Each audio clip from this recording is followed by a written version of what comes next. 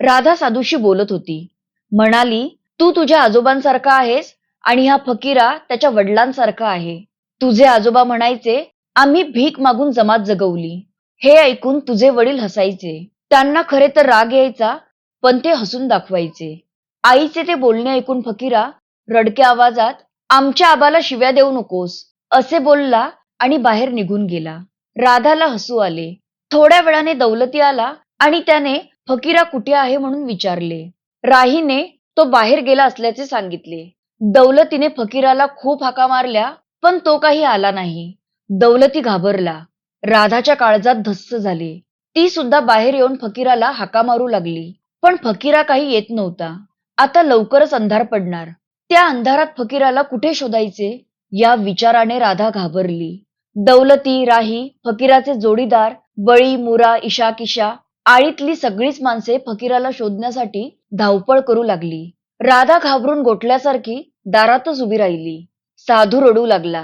इतक्यात भैरू मांग ओरडला, अरे पुढे जाऊन त्या विहिरीत बघा.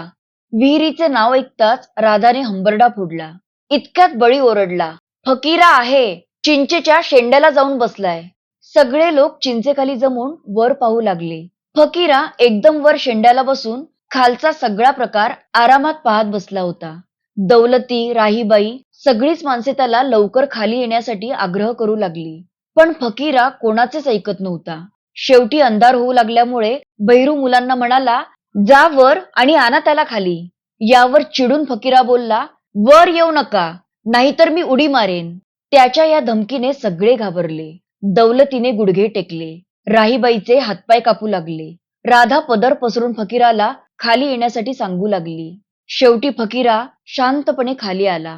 राधा त्याला पोटाशी धरून रडू लागली. भैरू म्हणाला, त्याला कोणी काही बोलू नका. दौलतीने फकीराला असे का केलेस म्हणून विचारले, तर आई मला वाईट म्हणते, असे फकीराने सांगितले.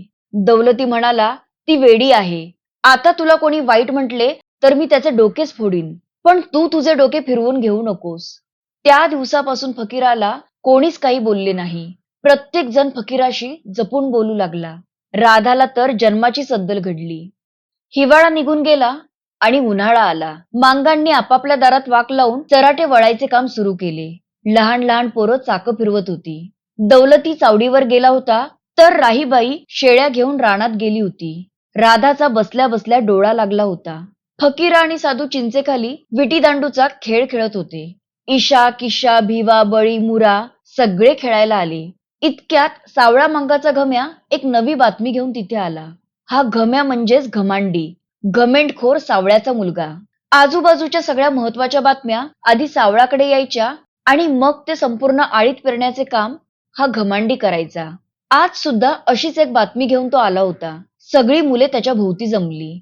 घमांडी गंभीरपणे म्हणाला, राजेवाडीच्या माळावर सरकारी बंगल्याजवळ गोऱ्या लोकांचे लष्कर आलंय, बघायला जायचे का? गोऱ्या लष्कराला पूर्वी कधी पाहिले नसल्याने सगळ्या मुलांनी 3 मैल दूर असलेल्या राजवाडीच्या माळावर जायचे ठरवले. फकीरा साधूला म्हणाला, तू येऊ नकोस, पाय भाजतील. मी बघून येतो आणि तुला सांगतो, पण आईला काही सांगू नकोस. साधूने फकीराला लवकर यायला सांगितले.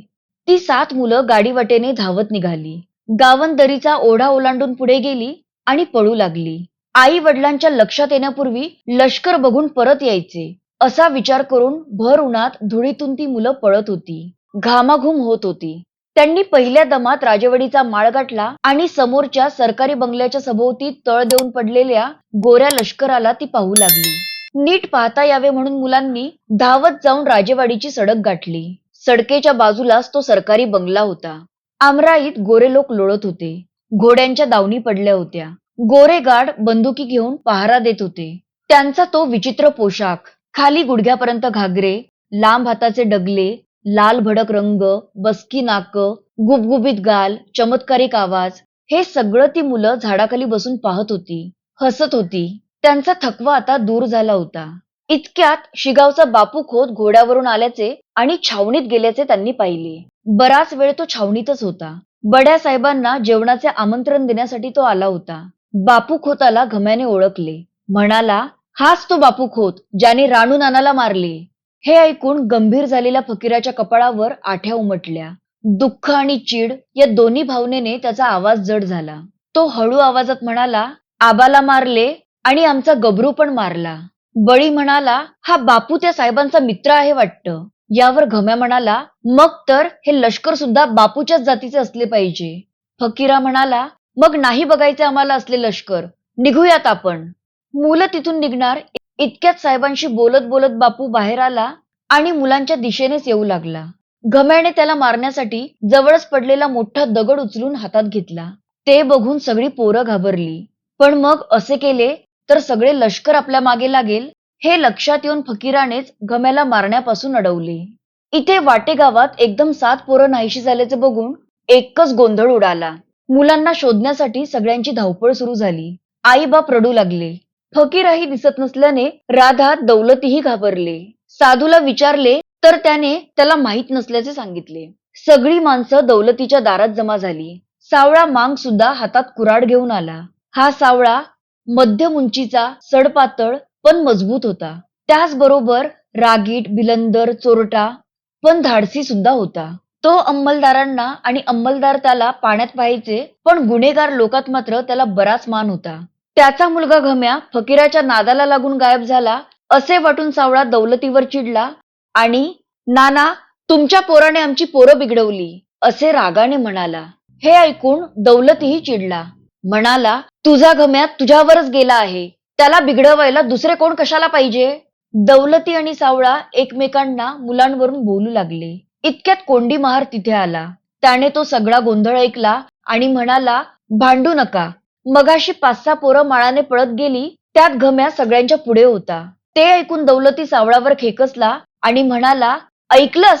दौलती नानावर आपण उगाच चिडलो या विचाराने सावळा हिरमुसला. सगळ्यांबरोबर गपचूप माळाची वाट चालू लागला. राधाला कधी एकदा फकीराला बघते आणि त्याला पोटाशी धरते असे झाले होते.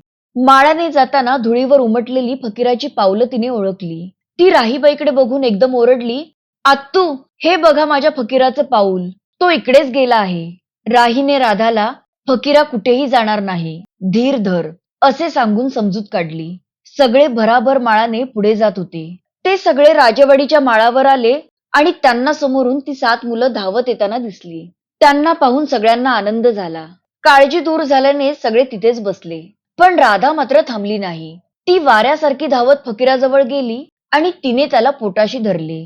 त्याचा मुका घेऊन घाम पुसला. त्याच्या पायाची धूळ झटकली. फकीरा, कुठे गेला होतास असे तिने विचारल्यावर लष्कर बघायला गेलो होतो असे फकीराने सांगितले.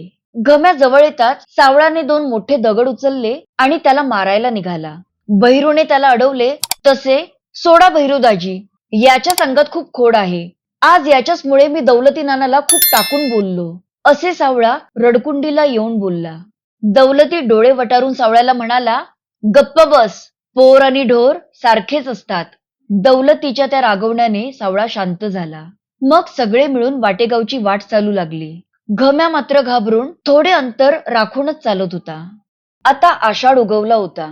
अमावस्येच्या दिवशी वाटेगावच्या जोगण्या जाहीर झाल्या. नामांकित तमाशाला सुपारी दिली गेली. कुस्त्यांसाठी मोठी रक्कम जाहीर झाली. सगळीकडे सणाची तयारी सुरू झाली. बापू खोत जोगण्या दिवशी स्वस्त बसणार नाही याची कल्पना असल्याने शंकरराव पाटलांनी गावातल्या तरुण पोरांना घेऊन तयारी सुरू केली. जीव गेला तरी जोगणी गावातून बाहेर जाऊ द्यायची नाही असा सर्वांनी निर्धार केला. आपापली हत्यारं तयार करून ठेवली. अमावस्येचा दिवस उगवला. तो दिवस गावच्या इतिहासात प्रथमच उगवत होता. नवीन प्रथा सुरू होत होती. नव्याने जत्रा भरत होती. पाहुण्यांनी गाव गजबजला होता. सगळ्या घरात आनंद ओसांडून वाहत होता. दौलतीच्या घरात सकाळी थोडी रडारड झाली. राणोजीला जाऊन आज 1 वर्ष झाले होते. पण सगळीकडे आनंद असताना आपण असे रडणे बरे नाही असा स्वतःलाच धीर देऊन दौलती, राही, राधा सर्वांच्या आनंदात मिसळले. राणोजीच्या नैवेद्यासाठी संस्थान सरकारने 1.25 मणाचा खर्च मंजूर केला होता. त्याप्रमाणे राधाने सकाळीच पोळ्या लाटल्या आणि दौलती मुलांबरोबर नैवेद्य घेऊन त्या माळाला आला. फकीराने गबरासाठी सुद्धा हिरव्या गवताची एक पेंडी आणली होती. दौलतीने अश्रू आवरत राणोजीला नैवेद्य दाखवला.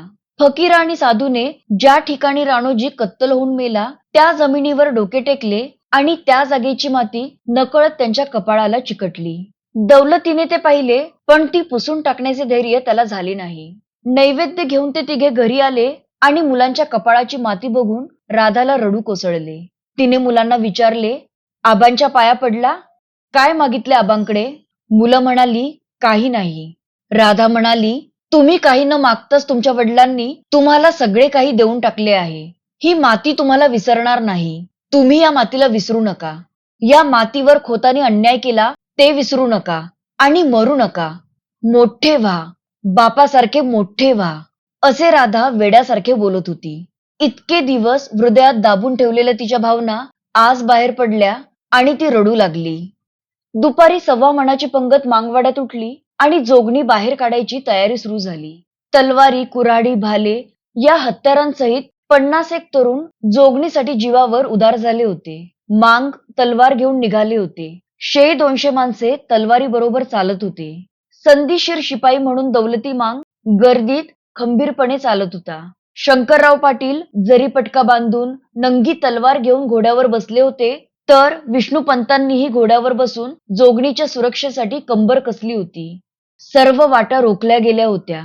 सूर्य पश्चिमेकडे झुकला आणि वाद्यांच्या गजरात जोगणी निघाली.